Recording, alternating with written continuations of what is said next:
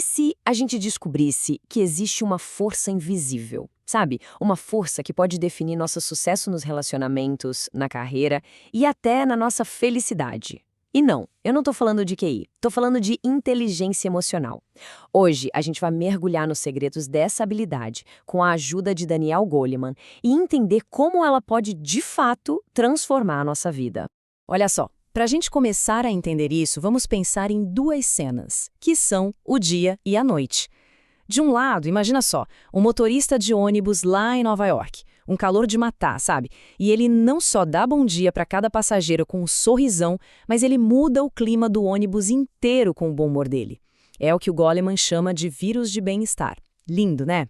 Agora, do outro lado, o caos, as manchetes que a gente vê todo dia, violência por motivo bobo, impulsos que acabam em tragédia. Pensa bem, é a mesma força, a emoção, que pode construir pontes ou pode destruir tudo. Pois é, a grande pergunta que fica é essa. Como é que a emoção pode ser, ao mesmo tempo, heroína e vilã? Como ela pode ser nossa maior aliada e nossa pior inimiga? O Danielle Goleman tem uma frase bem forte para descrever o tempo em que a gente vive. Ele fala de uma crise, sabe? Onde o egoísmo, a violência, parece que estão desgastando as nossas relações. É como se a gente estivesse meio que desaprendendo a ler e a lidar com as nossas próprias emoções. E claro, isso acaba se espalhando para a sociedade inteira. E o mais interessante é que o Goleman não fica só na teoria. Ele aponta o dedo para coisas bem concretas. O individualismo exagerado, a impulsividade que só aumenta, as relações que se desgastam, o isolamento. Tudo isso, segundo ele, são sintomas de uma espécie de analfabetismo emocional. Ou seja, a gente tem dificuldade de entender e de lidar com o que a gente sente. E isso, claro, cria uma pressão gigantesca na nossa vida em comunidade. Tá, mas por que isso acontece? Para entender a raiz do problema, a gente precisa dar uma espiadinha dentro do nosso cérebro.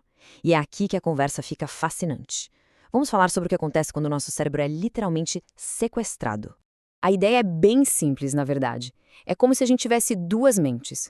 Uma que pensa, que é a mente racional, ela analisa, pondera as coisas, e a outra que sente, a mente emocional. Ela reage, ela nos dá aquele impulso. Na maioria das vezes, elas estão ali, trabalhando juntas, em perfeita harmonia. Tipo uma orquestra bem afinadinha. Só que às vezes, essa orquestra desafina. E é aí que acontece o que o Goleman chama de sequestro límbico. É um verdadeiro curto-circuito no cérebro. A mente emocional simplesmente assume o controle total. A paixão domina a razão. Para a gente entender o peso disso, tem a história trágica da Matilda Crabtree, uma menina de 14 anos que quis pregar uma peça no pai, se escondendo num armário para dar um susto nele. O pai, ao ouvir o barulho, achou que era um ladrão. Ele reagiu no puro impulso e atirou. Foi um momento de pânico total, uma reação emocional instantânea com uma consequência terrível. Então, vamos entender o passo a passo desse sequestro. Primeiro, acontece alguma coisa com uma carga emocional muito forte, um gatilho. Isso dispara um alarme na nossa amígdala, que é tipo o centro de segurança emocional do cérebro. E o detalhe é, ela reage antes mesmo da parte racional do cérebro conseguir processar o que está rolando. É exatamente como um alarme de incêndio que dispara antes da gente saber se é fogo de verdade ou só a torrada que queimou. A emoção assume, a gente age no impulso. A razão? A razão chega atrasada para a festa e muitas vezes vem junto com arrependimento. Ok, a gente já entendeu o problema, né? O perigo desses sequestros emocionais. Mas e a solução? Como é que a gente evita isso e começa a usar nossas emoções de um jeito mais inteligente? É exatamente aqui que entra a tal da inteligência emocional. E o mais legal é que inteligência emocional não é um dom, algo místico. É um conjunto de habilidades que, olha só, a gente pode aprender. Ela tem 5 pilares. Vamos lá. Primeiro, a autoconsciência. É a base de tudo. É saber reconhecer uma emoção na hora que ela está acontecendo. Segundo, autocontrole. É conseguir gerenciar esses sentimentos, sabe? Para não virar refém deles. Terceiro, motivação. É canalizar a energia das emoções para correr atrás dos nossos objetivos. Quarto, um pilar fundamental, a empatia. A capacidade de entender o que os outros estão sentindo. E, por fim, as habilidades sociais, que é a arte de juntar tudo isso para construir relações boas e saudáveis. E tem uma história que ilustra um desses pilares de um jeito, nossa, brilhante. A empatia. É a história dos irmãos Jay e Len. Eles brigam por uns blocos de montar e o Len, o mais novo, começa a chorar.